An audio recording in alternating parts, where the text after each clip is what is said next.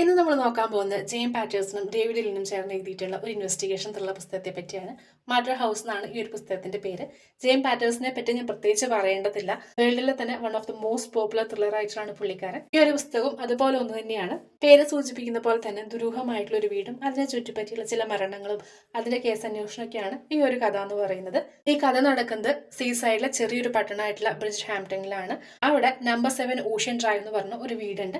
ഈ ഒരു വീടിന് വളരെ ഹൊറിഫിക് ആയിട്ടുള്ള ഒരു പാസ്റ്റ് ഉണ്ട്. അതുകൊണ്ട് തന്നെ നാട്ടുകാർ ഈ ഒരു വീടിനെ വിളിക്കുന്നത് മർഡർ ഹൗസ് എന്നാണ്. നമ്മുടെ കഥയിലെ നായിക എന്ന് പറയുന്നത് ജന്ന മർഫിയാണ്. പുള്ളിക്കാരി NYPDയിലെ ഒരു ഉദ്യോഗസ്ഥയായിരുന്നു. ചില കാരണങ്ങളൊക്കെ കൊണ്ട് ആൾക്കാരുടെ ജോലി നഷ്ടപ്പെടുകയാണ്.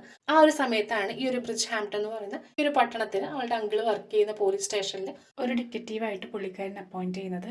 ആ ഒരു സമയത്താണ് ഈ ഒരു മർഡർ ഹൗസിൽ ഒരു ഇരട്ട കൊലപാതകം നടക്കുന്നത്. ഒരു ഹോളിവുഡ് ആക്ടറും പുള്ളിക്കാരന്റെ ലവറും ആണ് മരിക്കുന്നത്. ഈ ഒരു കാമുകി എന്ന് പറയുന്നത് ഈ ഒരു പട്ടണത്തിൽ ഒരു വെയിട്രസ് ആയിട്ട് വർക്ക് ചെയ്യാണ്.